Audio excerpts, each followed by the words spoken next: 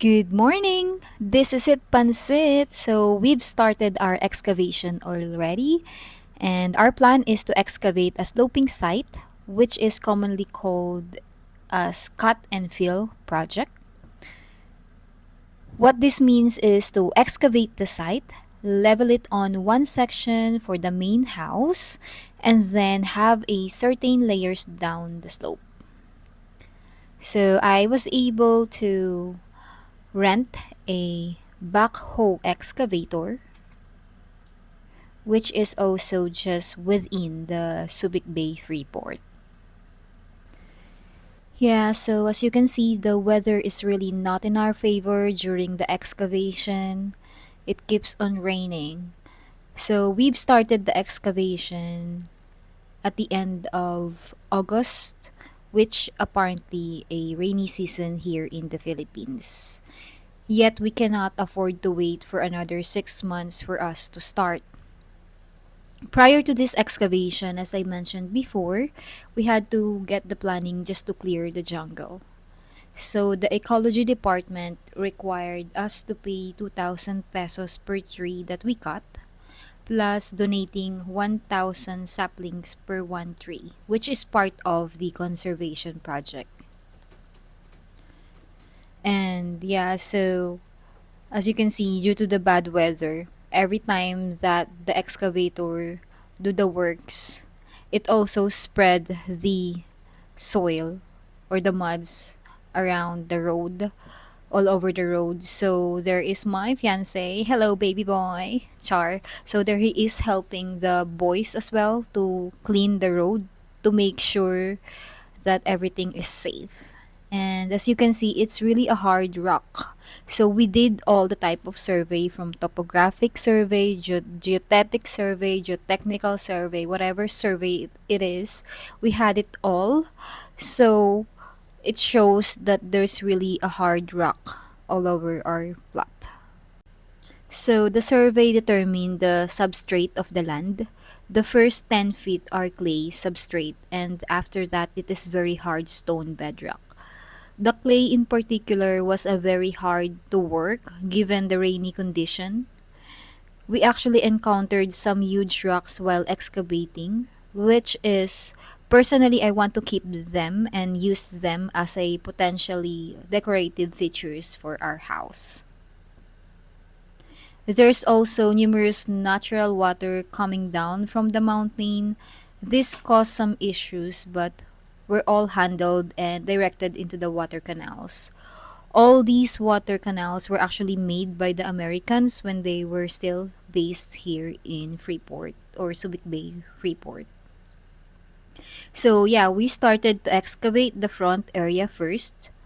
Within this plot, the building regulations is 5 meters setback from front to back and then 3 meters on side perimeter walls.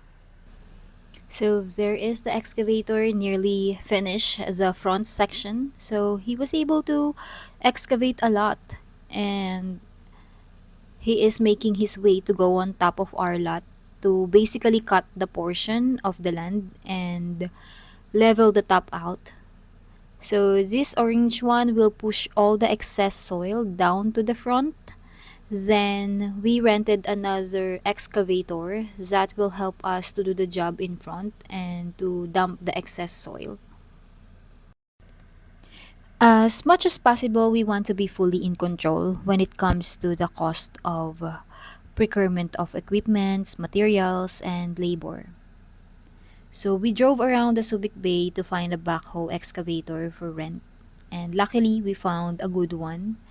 This orange excavator was actually from a private owner. Prior to this one, actually, I went or I spoke with one of the government personnel here inside the Freeport. I asked them to give me a quotation on how much will they rent out their excavator and how much will be the mobilization. So they said the mobilization is 75,000. I find it so expensive. Obviously, I'm not gonna consider that.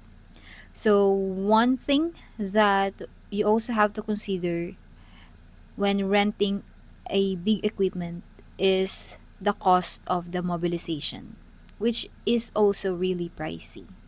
So it's better to find the best one near the area.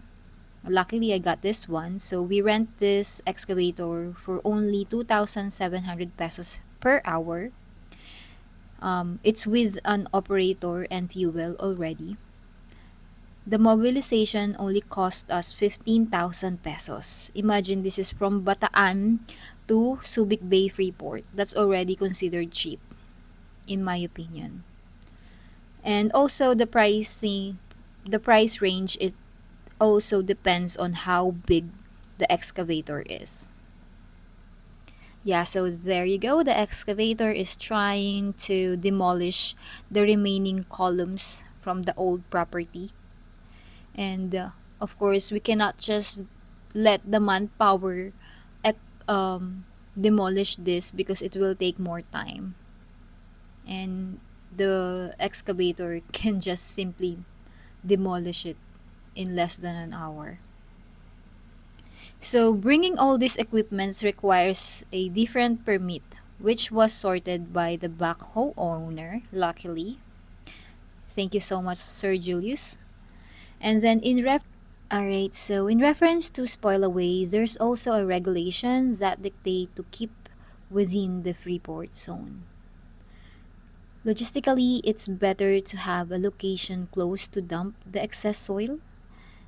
We managed to find a place at the bottom of our village gate that needed soil to bring the ground height higher due to the water logging. So they needed the soil, and it's also within the SBMA or within the Freeport zone.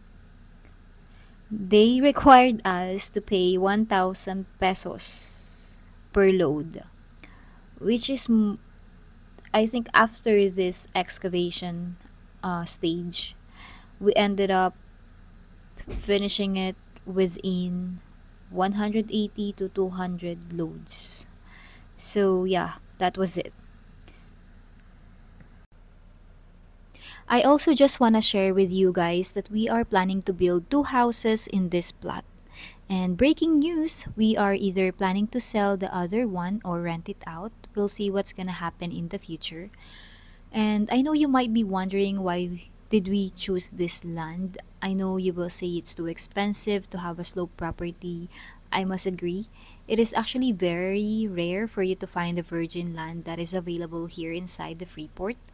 Mostly the available houses are the old houses that doesn't really fit to our likings, which may also leads to massive renovations. We knew it because we've been living here inside this village for the past 2 years. We're currently just residing 3 blocks away from this lot. So we choose this one because the location is inside the Freeport, which is very secure and safe. The guard is everywhere. The outsiders in this village are being monitored. The location is not as crowded as the other local areas in the Philippines. Houses here are not too close to each other. No roosters, no loud barking dogs, no karaoke, no much marites, if you know what is marites in the Philippines. And obviously, we actually did a lot of ocular visit into a different places in the Philippines, like in Bataan, in Zambales, in South as well, in Laguna. But I think Subic Bay is really the best one for us. We really fall in love in the area. And most of our neighbor are actually foreigners as well, together with their Filipina wives. So as a foreigner, you will feel more belong. You go to the groceries, you will see foreigners. Go to the coffee shop, you will see foreigners. There's an international schools and universities as well. Go to the gym, you will see that there's a foreigner. Our friend is the owner of the gym. He is also foreigner together with the Filipina. So you will feel more belong. Also, we want to input our creative taste when it comes to designing our first house here in the Philippines as a couple. So yeah, my fiance and I really fall in love in this place. That's why we've decided to seal the deal. So we've decided to get this lot and build our future house together. So one thing as well, guys, I nearly forgot. So lastly, here in Subic Bay Freeport Zone, um the leasehold of the properties can be under the foreigner's name as well.